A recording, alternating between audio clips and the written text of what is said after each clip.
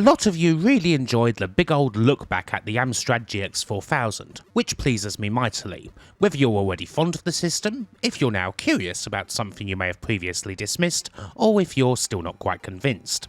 And now, as promised, here's the second part. This vid's more about the state of the GX4000 these days.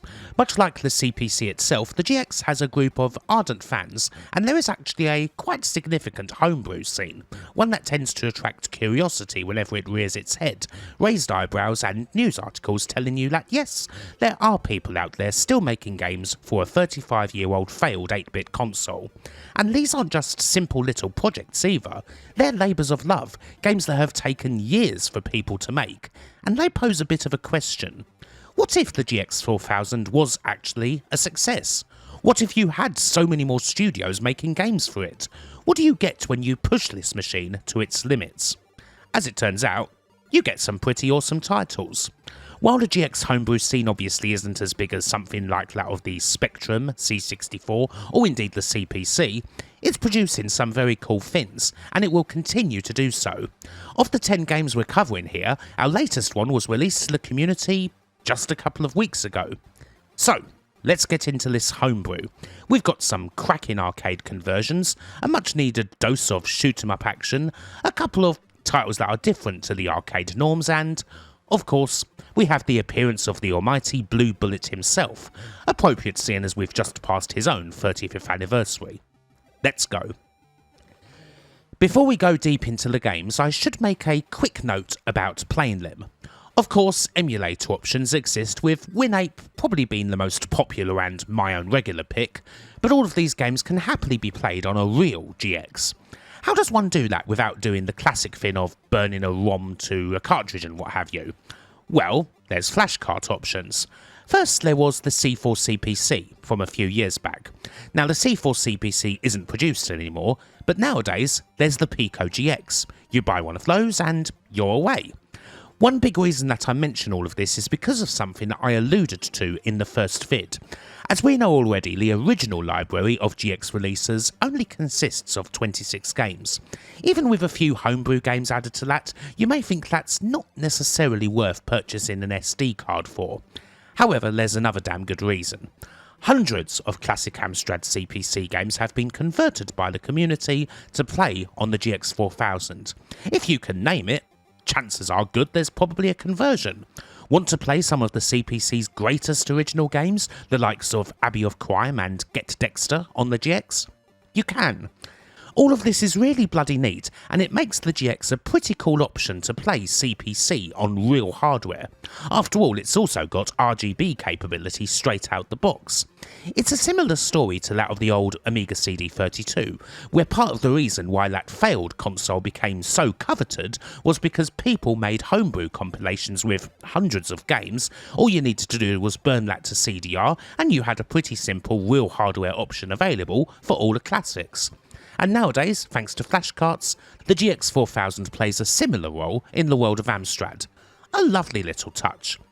Now though, let's get into the original homebrew games.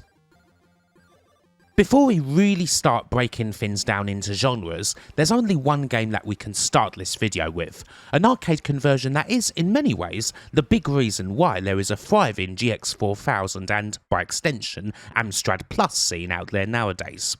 While the CP scene has always been out there wasn't a whole lot going on in the GX and Plus scene. Indeed, the Plus as a whole tended to get the piss taken out of it in most quarters due to its late arrival and who it was perceived to be competing against. It falls to one man to change the equation. That man is known as Zephos, aka Sebastian Harrier, and this is his CPC Plus and GX4000 version of Ghosts and Goblins, development of which started in 2016 and was finished in 2018. Sebastian thought that the Plus, and in particular the GX, got a bad rap, and having seen someone make waves with a version of Ghosts and Goblins on the ColecoVision, thought he'd make an attempt at it for GX, and the end result was fantastic. You can find a lot further info about the development, including plenty of technical tidbits, on a big 2020 write-up for the game by Fabian Sanglard that I'll link to in the description, but GNG on GX was a revelation. Any initial shock that came with someone producing a new game for a system that was universally ridiculed and considered a failure was quickly forgotten when people saw how freaking good it ran. Certainly it's night and day compared to the regular CPC version that came out back in the day, a game that is still good in its own right, but is certainly missing a hell of a lot, including half of the levels. Here though, you've got everything. Colours, levels, speed, weapons, enemies, music, armour flying off. It's all present and correct and not cut down in the slightest, all while still having that certain charm, the je ne sais quoi that comes with a classic computer version of an arcade game, as opposed to someone purely porting source code. It is, in many ways, an effort that speaks for itself. You can see yourself just how good it is, and you can hear it too in the wonderfully crunchy music and sound, this part of the game provided by a man named Julien Nevo, aka Target. I really can't find much at all to fault about this port, and this was the homebrew game that got plenty more people thinking about what could be possible on the GX and the Plus. It's our first port of call because, well, chances are almost no other game in this video would have been made if it wasn't for Xephos and Targan's Ghosts and Goblins, a homebrew classic.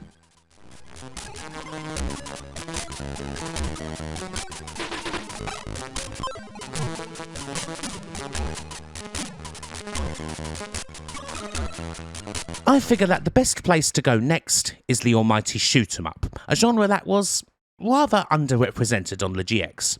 If you were a classic shoot 'em up fan, there was basically one game available to you, that being Copter 271 by Logiciel.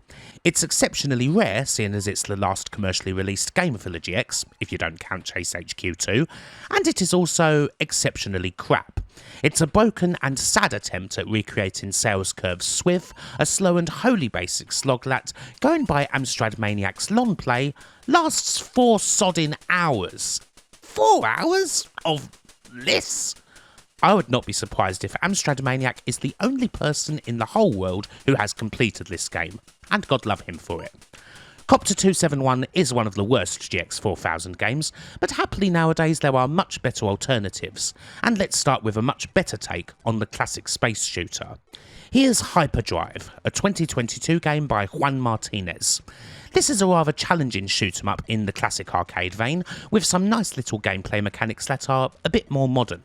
The best thing about it is the chain system, where you're rewarded with extra power-ups and bombs anytime you're able to take down 8 enemy ships in quick succession.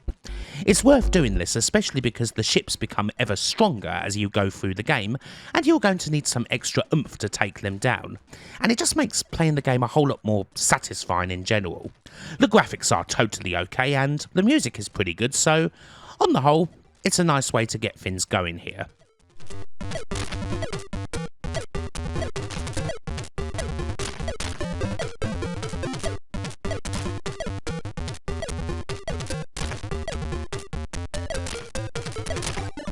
Up next is an expanded and improved version of an old Amstrad favourite, the almighty Harrier attack. Duel's original is a very early CPC game that actually came out originally for the Speccy and Auric 1 in 1983, although it is perhaps most famous of all on CPC, where it was released by Amsoft and was one of the 50 or so titles that were available at the CPC's launch in 1984. It's certainly one of the most fondly remembered of the launch games, and it was usually bundled in with the machine. Here then, we have Harrier Attack Reloaded, released in 2025 by CP Soft, or Chris Perver. It's a faithful take on the old game, but with a whole new plus sheen. The game itself is a take on the old Scramble formula at its heart, where you can take out enemy targets using rockets and bombs, being somewhat sparing with them as you do have limited ammo. It's not a complex game, but it's certainly no picnic. Reloaded keeps things similar, retaining the somewhat jerky movement that is actually kind of a core component to the dogfights against enemy planes, seeing as they're based around staying at a bogey's height for as long as you dare before releasing your missile, but it also adds a bunch of customization to go along with a bright new plus palette. The most fun of the additions is the Windman, an extra computer-controlled plane that will come in to help you out. While these usually get shot down in short order, you can get a new wingman if you pick up a parachute. Other additions include new weapons, day and night missions, new air-to-ground missiles, and a bunch of customization. You can fiddle around with the rocket's range and control how they behave. This is a damn fine way to play an old micro classic. Indeed, the best one, in all honesty, and well worth having a look at even if you've not played Harrier Attack previously.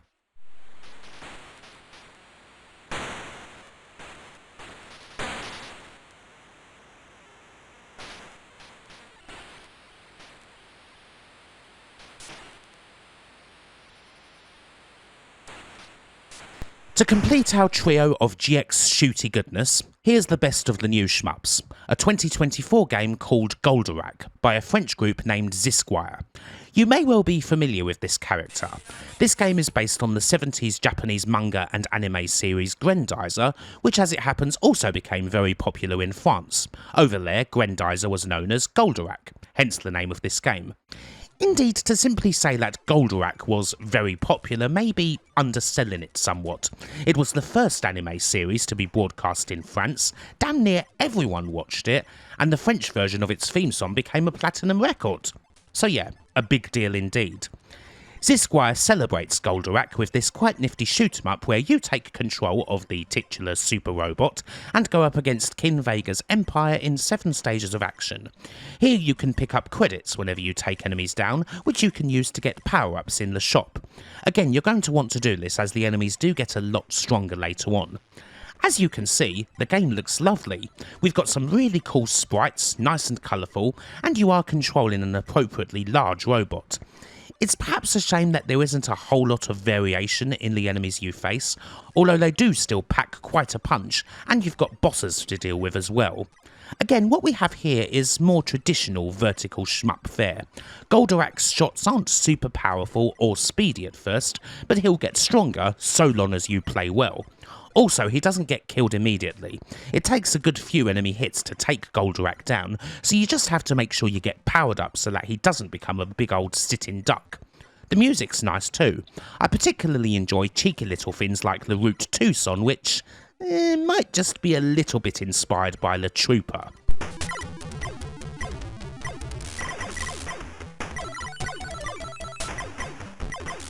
Anyway, it's a very good shmup. While we never had Goldorak in the UK to my knowledge, I am sure this would have been a big hit in France and other parts of mainland Europe if it had come out back in the day.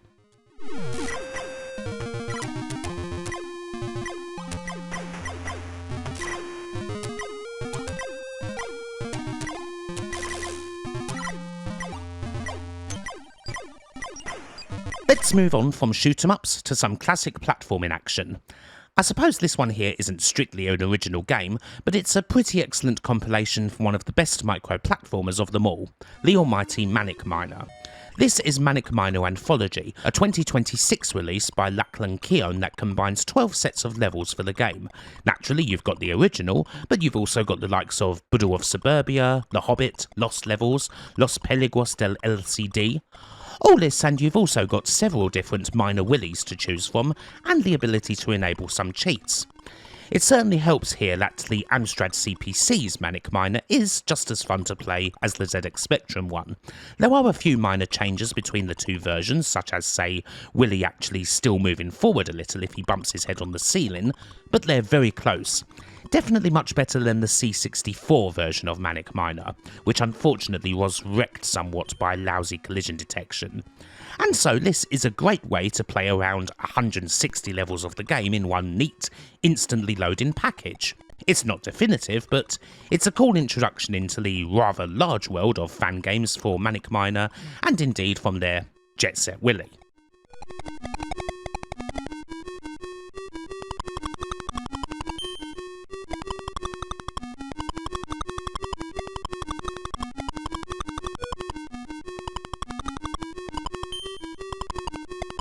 Our next two games are a bit different, as they take us away from the usual arcadey type experiences.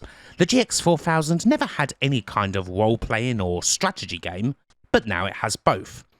Here we have a 2017 game called Bears by a group called SOH Digital Entertainments, which Yes, it's an RPG that involves bears. You play as a young bear, putting your best paw forward in order to solve the various mysteries that are out there. Mysteries such as the disappearance of Lady Grumpleton of Grizzly Manor, or the various monsters that are kicking around out there and generally making the world a lousy place. As far as RPGs go, you're not exactly in for a big surprise here. This is quite simple stuff, but it's got a bit of charm. You only ever do battle with the monsters you see in the world. It's usually a matter of picking the right attack in order to defeat them, while also making sure you take them on in the right order, and you gain extra HP, skills and items when you defeat a monster, as opposed to there being any kind of leveling system. There's no real items for healing or MP or anything like that, so instead you automatically heal whenever you win a battle. Even if there isn't all that much depth to bears, it's still fun enough to play. After all, it's rare to see a game like this at all on an 8-bit micro, let alone on the GX4000 and Plus. It's not exactly pushing the Plus to the limit, but it does move along quite smoothly. I do sometimes wish that our Ursine hero was a little bit faster, but it's all good, and there's a few bits of cool music. I think that this was the first game from these fellas, and it's not a bad effort at all.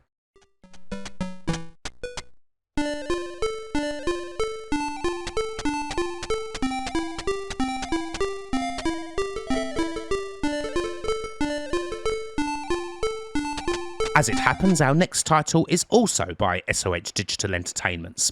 Having had a go at an RPG, they're now turning their hands to strategy. SOH Tactics GX is a game from 2023 where either one or two knights travel to a strange continent in an attempt to try and conquer it, something which knights are only able to attempt once in every century. And so you set about your journey over 5 environments and 35 stages, beating them all in order to achieve what is, it should be said, a pretty freaking tough goal. Now admittedly strategy games like this aren't my strong suit. SOH Tactics feels like an okay one, although I definitely feel like it's a game that's best suited to 2 players. You only have 1 knight per player, so you're basically always outnumbered, and there's no options for healing in a mission, so it feels like you really need 2 knights working together in order to really stand a chance. The best way to go about things is to try and lure enemies out one at a time, especially if you're on your own. Try to get the high ground, keep moving and get shots in on the enemy's rear if you can, and ideally figure out the right blade to use for each mission. You select one of 6 blades beforehand, and they each have different stats when it comes to range, speed, armour and so on. A fire blade has the most range but weak armour, a hero blade has the most armour but the least range. It may take a good few goes to figure out which blade's best for a mission. I think there's potential here, but as a strategy game it's a bit limited. There's not a whole lot of variation when you're in the mission itself, and I do think it's a bit of a pain to not have any healing options at all, especially when you're doing a solo campaign. Still, if you do want a bit of strategy on the old GX4000, you've got it with SOH Tactics.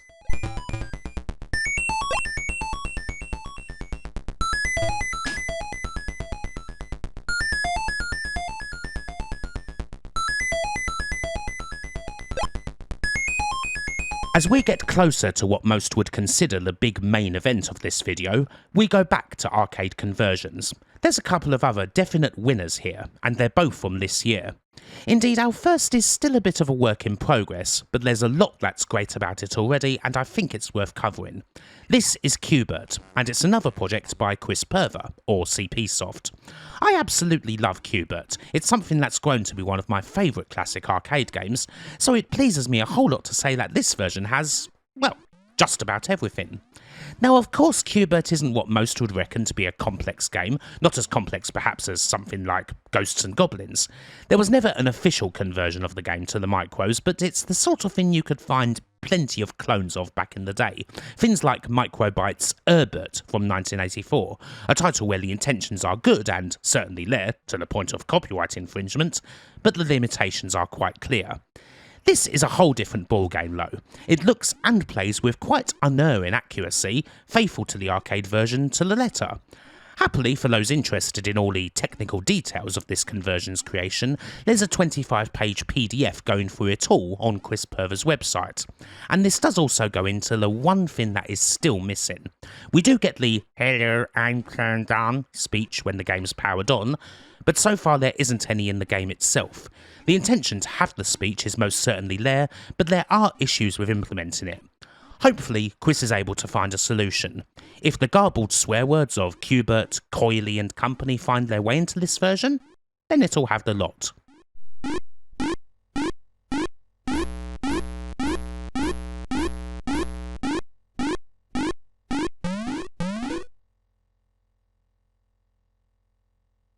Up next, we have a game that already had itself a fantastic conversion back in the day, that being Bombjack. The 1986 Elite version of the game is an all-timer of a conversion on basically all the 8-bit micro platforms, with the CPC one perhaps being the best of all. Still, we can go even further nowadays. This is Bombjack GX, a 2026 conversion by Anthony Flack that's based on his previous work for the regular CPC. Bombjack Extra Sugar from 2025 was made for 128K CPCs, and it is already a quite fantastic conversion of Tekken's classic, complete with a few extra modes and additions such as brand new levels, a randomizer, and some achievements. Bombjack GX uses that work as a base, but it takes advantage of the Plus's bigger colour palette, while also streamlining things somewhat. The main focus here is being as accurate to the original Bombjack as possible, so the new modes from Extra Sugar are removed. Still, they may well be added back in later. And after all that, honestly, barring some very teensy little things here and there, I would struggle to tell this apart from the arcade game at a glance, and I utterly love the arcade Bombjack. It looks, sounds and plays completely like the arcade, with all the smooth movement fully intact. What a freaking great conversion this is. If this had come out back then, I mean, even with Bombjack being a few years old in 1990, this would have been staggering. This is right up there with Pang, and I would be tempted to say that it actually beats it to become the best arcade conversion on the GX4000. Full stop. And seeing as this release is only a couple of weeks old at the time of this video being made, it brings everything slap bang up to date.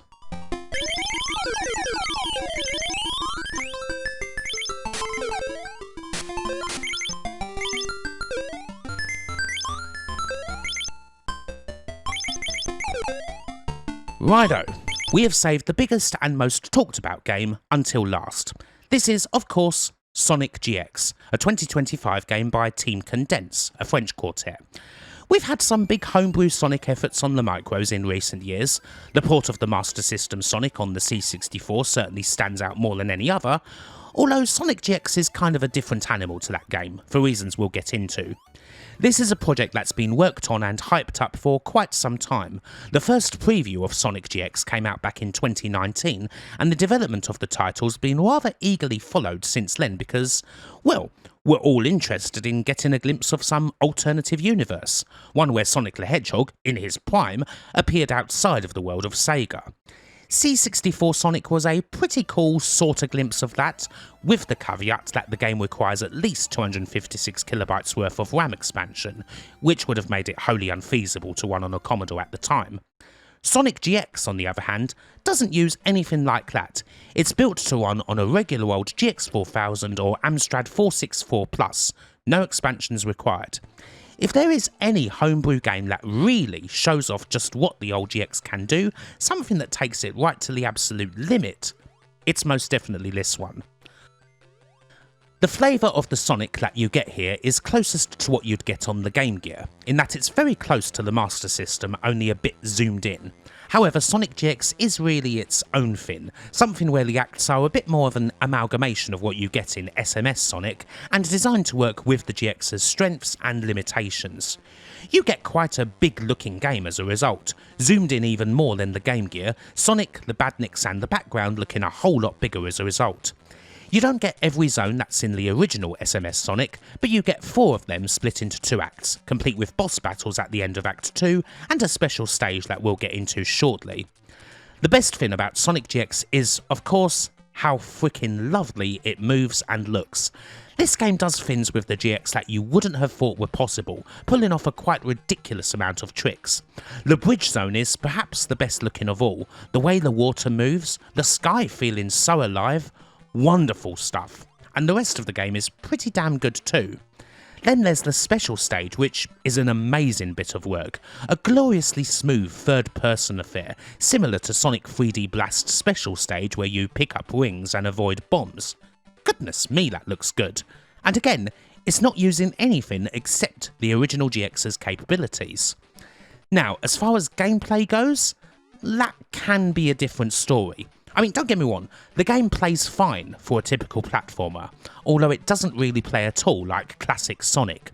The usual momentum isn't there, with Sonic still getting plenty of speed, but moving a lot more conventionally, and the jumping is very different, something where Sonic can move around in the air a lot more, although when you jump you control a screen as opposed to the Hedgehog, if that makes sense. You can probably see what I mean in motion, and it can feel kinda wonky. The game not really feeling like Sonic the Hedgehog is certainly a negative, but Sonic GX is still totally okay to play for my money, and on the graphics and sound front, it's an absolute marvel. Something that opens up a whole load of new possibilities when it comes to the sort of games that can be made on the GX and the Plus, either using this game's engine or taking pages out of its book. It's a great package on the whole, but what really excites me the most about Sonic GX is the sort of games that could follow in its wake.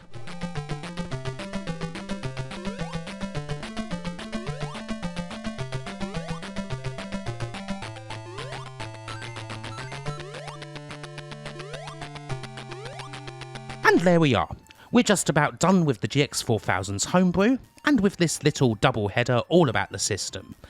There are other hyped up homebrew efforts coming soon that should be mentioned. If you like the look of Goldorak and you're into more fan games that cover Japanese animes that were also hugely popular in Europe, a game that's centred around the mysterious cities of gold is possibly coming out this year. We may also see the absolutely tremendous looking Bubble Quest at some point, a modern indie platform type of title that, yeah, clearly has a lot of potential. What's out there is certainly very pretty indeed. There are various places on the web where you can get the first word on these games as they arrive.